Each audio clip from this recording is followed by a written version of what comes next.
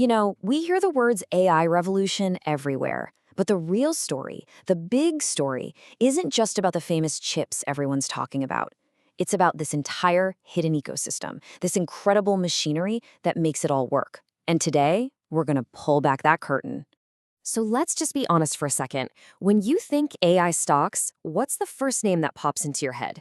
It's Nvidia, right? Of course it is. They've absolutely dominated the conversation, and for very good reason. But here's the thing. Focusing only on them is like staring at the very tip of a colossal iceberg.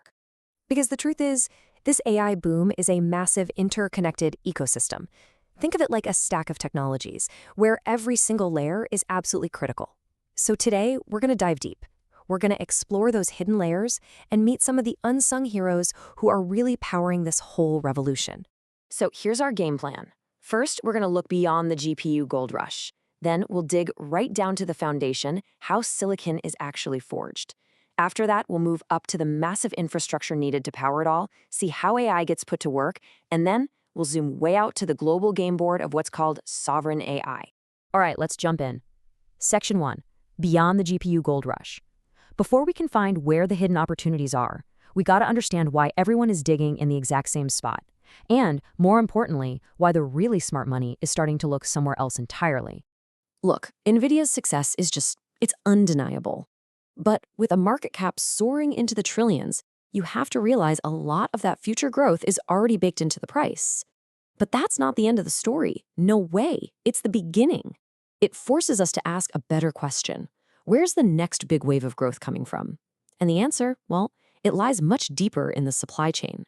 So let's go there. Let's go right to the very, very bottom of the AI stack. We're talking about the almost magical, mind-bogglingly microscopic machinery that actually forges the silicon brains of AI. You should think of these companies as the ones selling the picks and shovels in this digital gold rush. First up, ASML. These guys have a complete monopoly on what are called EUV machines. They're literally the only tools on Earth that can print the most advanced AI chips. Then you've got Lam Research. Their tools are the master etchers, carving these impossibly tiny pathways that high-speed memory needs to function. Applied Materials is kind of the jack of all trades, supplying tools for the entire process. And KLA Corp, they're the perfectionists, the quality control making sure every single chip is flawless. And this quote right here, it just says everything. ASML isn't just another supplier. It is a fundamental technological choke point, period. Without their machines, the world's most advanced AI processors simply do not get made. It makes these foundational companies utterly and completely indispensable. Okay, so we've got the microscopic chips. Fantastic. But where do they live? This is where we move up the stack to the enormous physical world that has to be built just to support them.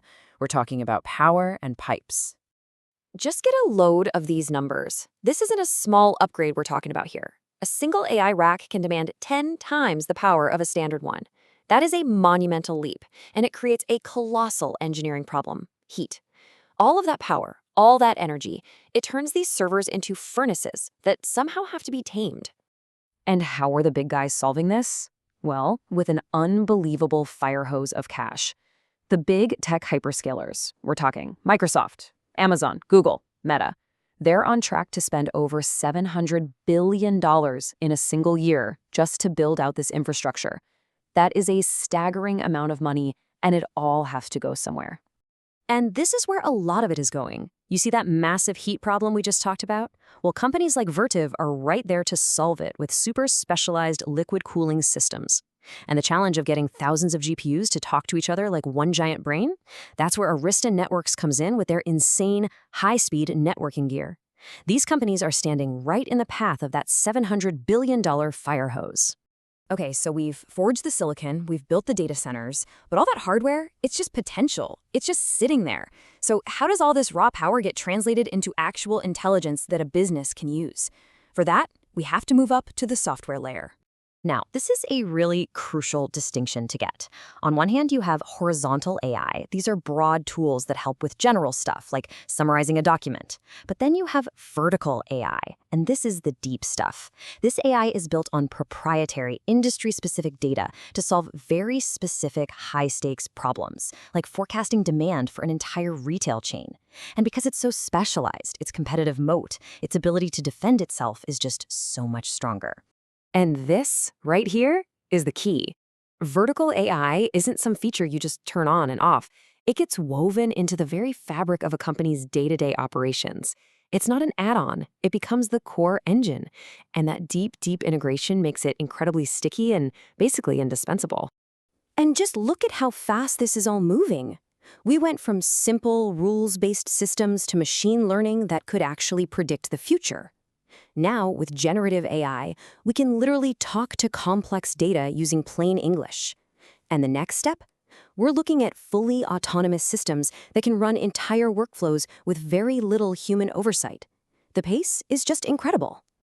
So we've covered the corporate and the technological layers, but when a technology gets this powerful, this integrated into everything we do, it stops being just about business. It becomes a matter of national interest, of national security.